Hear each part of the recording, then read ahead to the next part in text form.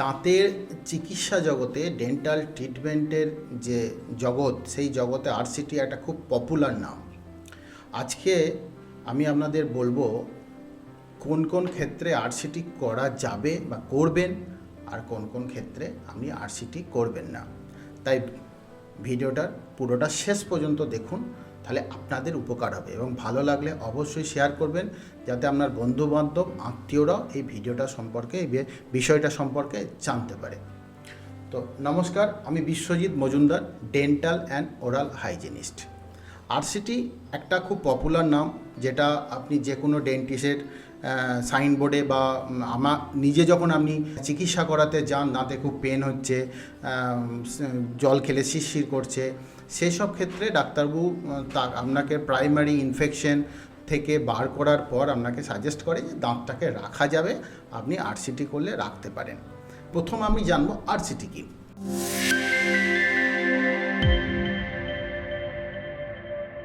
RCT একটা দাঁত রক্ষা করার একটা ট্রিটমেন্ট, যেটাকে রুট ক্যানেল থেরাপি বলে বা এন্ডোডন্টিক থেরাপি বলে, রুট ক্যানেল ট্রিটমেন্ট বলে, এরকম বিভিন্ন নামে ডেন্টিস্টদের কাছে পরিচিত।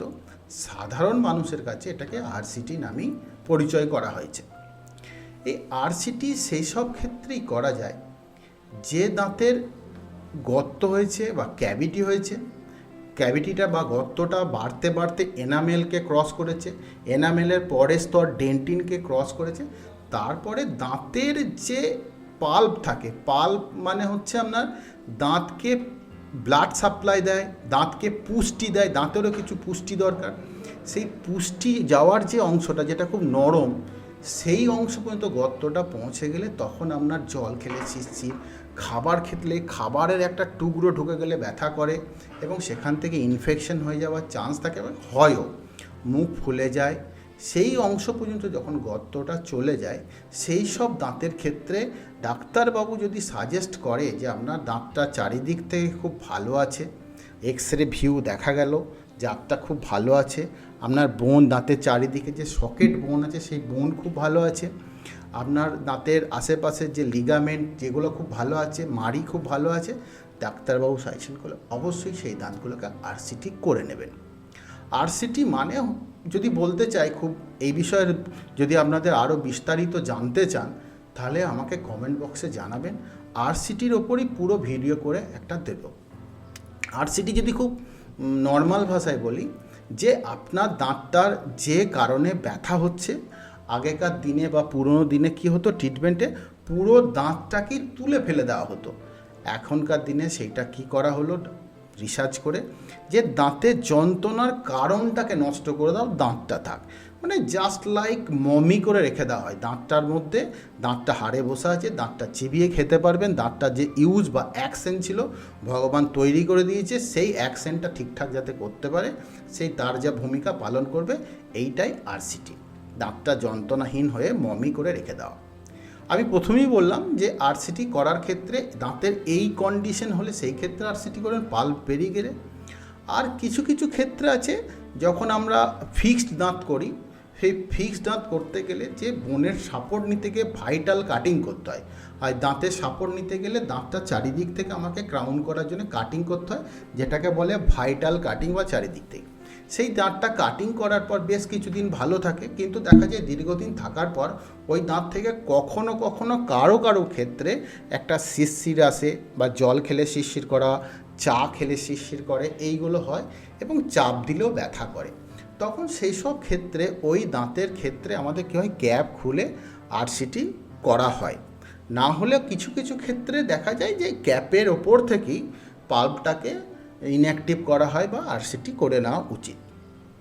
আমি দুরকম বললাম, একটা হচ্ছে আমার পাল্প এক্সপোজ হয়ে গেছে, মানে আমার দাঁতের নার্ভের অংশটা বেরিয়ে গেছে, আর একটা ভাইটাল কাটিং।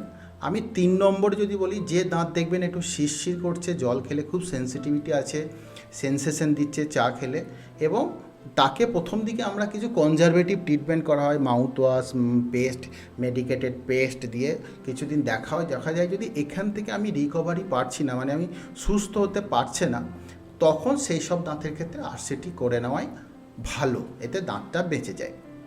এছাড়া কিছু দাঁত দেখাই যায় যে অ্যাট্রেশন হয়ে গেছে। অ্যাট্রেশনকে যদি বলা হয়, এই দাঁত টোটাল একটা পার্টিকুলার জায়গা না, দাঁতের ওপরের অংশটা ক্ষয়ে গেছে।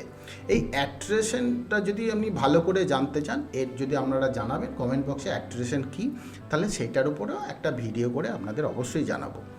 কিছু দাঁত অ্যাট্রেশন যখন এখন হাইটটা ছোট হয়ে গেছে, টোটাল ওভারঅল দাঁতটা যখন ছোট হয়ে যায় অ্যাট্রেশন, এটা বিভিন্ন কারণে হয়, তখন সেই সব দাঁতের ক্ষেত্রে আরসিটি করে হাইট বাড়িয়ে নেওয়া উচিত। এছাড়া অ্যাক্সিডেন্ট হয়েছে, এমন কিছু কেস আছে যেগুলো অ্যাক্সিডেন্টের পর আমাদের সামনের দাঁত ভেঙে গেছে, এবং সেই সামনের দাঁত ভেঙে যাওয়ার পর দাঁতের যে পাল্প, ওই নার্ভের অংশটা অ্যাক্সিডেন্ট করে এতটাই ভেঙে গেছে, নার্ভের অংশটা ভেঙে গেছে, লাল হয়ে দেখা যাচ্ছে, সেখানে আঙুলের চাপ দিলে লাগছে, জল খেলে লাগছে, তখন সেই সব ক্ষেত্রে সেই দাঁতটাকে আরসিটি করে সেই দাঁতটাকে বাঁচানোর দরকার আছে। এছাড়া পেরিওপাইটাল প্যাথোলজি যে ইনফেকশনগুলো হয়, এটা রেডিওগ্রাফ মানে এক্স রে করার পর দাঁতটার ছবিটা দেখার পর দাঁতের গোড়াতে দেখবেন রুটের নিচে, শিকড়ের নিচে কালো অংশ দেখা যায়, এটা জমাট বেঁধে আছে। সেই সব ক্ষেত্রে যদি ছোট থাকে, সেই সাইজ অনুসারে ডাক্তারবাবুর সিদ্ধান্ত সেই দাঁতগুলো আরসিটি করে নেওয়া উচিত। আপনার ভগবানের দেওয়া জিনিসটা অবশ্যই রক্ষা করা উচিত। এছাড়া কিছু কিছু ক্ষেত্রে যেমন আরসিটি করার দরকার নেই, যেমন আমি বলবো এগুলো ক্ষেত্রে হচ্ছে আরসিটি করে নেবেন। আর কিছু ক্ষেত্র পড়ে যেগুলোতে আরসিটি করার দরকার নেই, যেমন অ্যাক্সিডেন্ট কেস হয়েছে, চিপ সামনের দাঁত ভেঙে গেছে, সেই দাঁতের ক্ষেত্রে আপনি যখন দেখলেন যে আমার সেই সেন্সেশন নাই, সেই টাচ করলে লাগছে না চাপ দিলে, তখন সেই দাঁতে আরসিটি না করে কি কম্পোজিট ফিলিং করে নিতে পারেন, যেটাকে লাইট কিওর ফিলিং বলে। কিছু মেটেরিয়াল দিয়ে যতটা ভেঙেছে ততটা অংশ তৈরি করে নেওয়া যায়, সেইটার ক্ষেত্রে আরসিটি করার দরকার হয় না। এছাড়াও আপনারা ওই দাঁতে ছোট গর্ত হয়েছে, যেখানে আপনার সেন্সেশন নেই কিন্তু হালকা কিছু খাবার টাবার ঢুকে যাচ্ছে, আটকে যাচ্ছে, সেসব ক্ষেত্রেও আরসিটি করার প্রয়োজন নেই, যেহেতু ওটা পাল্পে বা নার্ভে যায়নি। সেসব ক্ষেত্রে কম্পোজিট ফিলিং বা বিভিন্ন ফিলিং মেটেরিয়াল আছে, সেই সব দিয়ে অ্যাভেলেবেল ডেন্টিস্টের কাছে এগুলা ফিলিং করে নেবেন। আর একটা বড় বিষয়, যাদের মিড লাইন ডায়াস্টিম আছে, মানে সামনের দাঁতে গ্যাপ আছে, সেই গ্যাপের ক্ষেত্রে অনেক সময় সেই দাঁত দুটোর মধ্যে গ্যাপটা ফিল করার জন্য আমরা চেষ্টা করি। সেই চেষ্টা করার সময় আরসিটি যদি প্রয়োজন না থাকে, তাহলে ওই দাঁতগুলো ভাইটাল কাটিং করলেই হবে, এগুলোকে আরসিটি করার প্রয়োজন নেই। পুরো বিষয়টা রাখার চেষ্টা করলাম যে কোন কোন ক্ষেত্রে, কোন দাঁতের ক্ষেত্রে আপনি আরসিটি সিদ্ধান্ত নেবেন, আর কোন দাঁতের ক্ষেত্রে আরসিটি সিদ্ধান্ত নেওয়ার দরকার নেই। তা আশা করি ভিডিওটা অবশ্যই ভালো লেগেছে। ভালো লেগে থাকলে অবশ্যই শেয়ার করবেন, লাইক করবেন, আরও এই বিষয়ে আরও কিছু জানতে চাইলে কমেন্ট করে জানাবেন। ভালো থাকুন, সুস্থ থাকুন। সেই একটা কথাই আবার বলবো, good oral health is equal to good overall health. ভালো থাকুন।